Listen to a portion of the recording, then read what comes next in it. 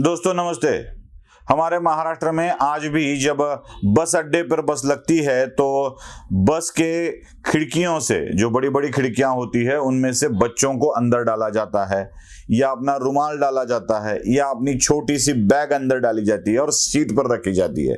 वो हो जाता है रिजर्वेशन, सीट का रिजर्वेशन। मैंने मेरी सीट पकड़ ली। सीट पकड़ना एक बहुत बड़ा काम होता है महाराष्ट्र में बस अड्डे पर। वैसे जो बड़ी बड़ी ट्रेनों से दूर, लंबी लंबी ट्रेनों से, लंबे लंबे सफर करने वाली ट्रेनों से जाते हैं, उनको जनरल डिब्बों में कैसे घुसा जाता है वो भी पता है। वैसे तो हमारे मुंबई के रेलवे स्टेशन पर ऐसे बहुत सारे लोग भी अवेलेबल होते हैं जो जनरल डिब्बों में लोगों को खिड़की से अंदर डाल दे। वो इमरजेंसी वाली खिड़की खोली जाती है और उससे अंदर लोगों को डाला जाता है और वो जाके अपनी सीट पकड़ लेते हैं। बस सीट पकड़ना, किसी भी तरह से हमें सीट मिलनी चाहिए, आराम से सफर हो सके, ऐसे काम होते रहते हैं। ये सिर्फ टर्मिनस पे होता है भाई, बाद में नहीं जा सकते आप, क्योंकि बाद में तो जनरल डिब्बों में घुसना ही मुश्किल हो जाता है। टर्मिनस से जब ट्रेन छूटती है तो वहीं से ये चीजें होती है। मैं ये सारा इसलिए आपको बता रहा हूं कि दिल्ली वाली टर्मिनस से सत्ता की तरफ जाने वाली ट्रेन अभी छूटने को तैयार है और जैसे ही ट्रेन के छूटने की सीटी बज गई है, वैसे सीट पकड़ने के लिए लोग गड़बड़ करने लगे हैं। सत्ता के गलियारों से गुजरने वाली ये ट्रेन में सीट मिल जाए, इसके लिए लोग क्या क्या चर्चाएं कर रहे हैं भैया। आजकल तो सुर्खियों में है बस पवार ही पवार। 12 दिसंबर को उनका बर्थडे हुआ और शरद पवार के पास लोग चलो ना दादा सत्ता में चलते हैं, चलो ना दादा सत्ता में चलते हैं, जैसे बच्चा छुट्टियां होने के बाद अपने माँ बाप को बोलते हैं ना, चलो ना बाबा मामा के घर चलते हैं, चलो ना माँ मामा के घर चलते हैं। वैसे पवार के इर्द गिर्द घूमने वाले कार्यकर्ते पवार साहब से कहने लगे हैं, चलो ना साहब सत्ता में चलते हैं। और ये जब सत्ता में चलते हैं वाला खेल बड़ी जोरों शोरों से शुरू हुआ तो अफवाहें शुरू हो गई, चर्चाएं शुरू हो गई। चर्चाएं क्या है? शरद पवार जी के एक नेता, भारतीय जनता पार्टी के एक नेता और इंडस्ट्रियलिस्ट गौतम अदानी, ये तीनों अदानी के घर मिले, ऐसी खबरें मीडिया में चलने लगी। खबरों के कई कारण हैं। वैसे सूत्रों के हवाले दी गई खबर हमेशा सच होती है ऐसा नहीं है दोस्तों। बस बात इतनी सी नहीं है, इन खबरों तक ये बात सीमित नहीं है। चलो ना सत्ता में चलते वाली है बात, जब चाचा का महत्व बड़ा है यह दिखाना होता है तो बहुत सारे लोगों की शुभकामनाएं भी चलाई जाती है।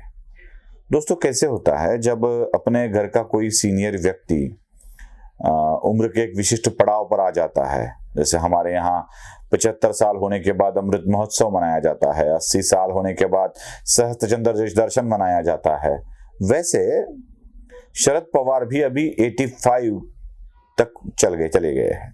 85 उनकी उम्र अब हो चली है। तो इस पड़ाव पर इतने साल जिन्होंने राजनीति में बिताए हैं, जिनके राजनीति में काम करते वक्त बहुत सारे नेता तो बहुत छोटे छोटे थे। राहुल गांधी की जितनी उम्र है ना 55, उतनी शरद पवार की राजनीतिक करियर की उम्र है। उससे भी कई ज्यादा साल राजनीति में राहुल गांधी की उम्र से शरद पवार ने गुजारे हैं। तो उन नेताओं को स्वाभाविकता से उनके लिए एक आकर्षण होता है कि ये मेरे जन्म से पहले राजनीति में है, अब भी है, कमाल है।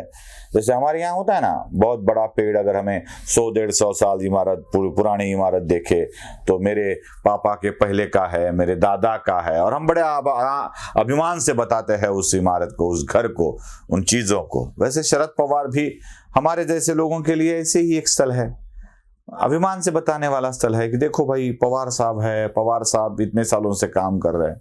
तो स्वाभाविकतः उनकी उम्र के प्रति, उनके काम के प्रति आदर भाव दिखाने का काम हो ही जाता है। जैसे राज्यसभा के सभापति और उपराष्ट्रपति धनखड़ जी ने उन्हें सभागृह में शुभकामनाएं दी। अब संयोगवश सभागृह चल रहा था, शरद पवार दिल्ली में थे। इस बार महाराष्ट्र में तो कुछ कार्यक्रम नहीं हुआ, क्योंकि चुनाव नहीं है ना सामने कोई। चुनाव होते हैं तो बड़े अच्छे अच्छे कार्यक्रम होते हैं शरद पवार के, तो वहां पे 80 हो, 81 हो, 82 हो, शरद पवार एक जोरों शोरों का झूठ मूठ की कहानियां सुनाने वाला भाषण भी करते हैं। वो नहीं क्या, वो महात्मा फुले की कहानी उन्होंने सुनाई थी जॉर्ज पंचम से मिलने वाली, वो अक्सर वो कहानी वही बताते हैं। वो झूठ की कहानी है, कोई सच्चाई नहीं है उस कहानी में, लेकिन बताते हैं वो। इस बार शरद पवार चुनाव न होने के कारण दिल्ली में थे, तो दिल्ली में जगदीप धनखड़ ने सभापति के तौर पर उनका नाम ले लिया और उन्हें शुभकामनाएं दे दी। बस खबरें चलने लगी, धनखड़ ने शुभेच्छाएं दी, धनखड़ ने शुभेच्छाएं दी, शरद पवार बीजेपी के साथ जा रहे हैं। अमित शाह जो गृह मंत्री है, सहकारिता मंत्री भी है। मैं बता दूं, यही अमित शाह सहकारिता मंत्रालय भी संभालते हैं, और इन्हीं अमित शाह ने अपने सहकारिता मंत्रालय के रूप में राज्य मंत्री के तौर पर मुरलीधर मोहोळ जो पुणे के सांसद है, मराठा है, उनको राज्य मंत्री बनाया है। तो स्वाभाविकतः शरद पवार के इलाके से केंद्र में अगर कोई सहकारिता राज्य मंत्री बनता है तो ये सीधा शरद पवार को एक चुनौती होता है, ये बात चुनौती होती है ये बात। अब अमित शाह को लगा कि भाई शरद पवार से मिलना चाहिए, तो मिलने का उन्होंने कह दिया, मिले नहीं कह दिया। उड़ने लगी खबर, अमित शाह जा रहे हैं शरद पवार से मिलने। एक तो अदानी के घर व्यक्ति मिलता है, दूसरा जगदीप धनखड़ शुभेच्छाएं देते हैं, तीसरा मोदी शुभेच्छाएं देते हैं, चौथा अमित शाह मिलने को जाते हैं, पांचवा अजीत पवार, सुनेत्रा पवार, प्रफुल्ल पटेल, छगन भुजबल दिल्ली में जाकर शरद पवार से मिलते हैं। तो कहीं ना कहीं शरद पवार भारतीय जनता पार्टी से हाथ मिलाने के लिए तैयार है, ऐसा ही लग रहा है। दोस्तों, ये खबरें यूं ही नहीं चलाई जाती। जब अपने घर में आग लगने वाली होती है तो फायर ब्रिगेड का नंबर रखा जाता है। उस तरह से शरद पवार ने ये सारी खबरें अपने मीडिया के मित्रों द्वारा चलाई है। शरद पवार आज भी सुर्खियों में हैं, शरद पवार आज भी केंद्र स्थान में हैं, यही बताने के लिए ये सारी खबरें चलाई जाती है। लेकिन एक बात है दोस्तों, किसी की शक्ति है कहने से नहीं दिखती है, शक्तिपात हो गया है। यह मीडिया और उनके चमचों के समझ में ही नहीं आ रहा है, यही असल वाली बात है। नमस्ते।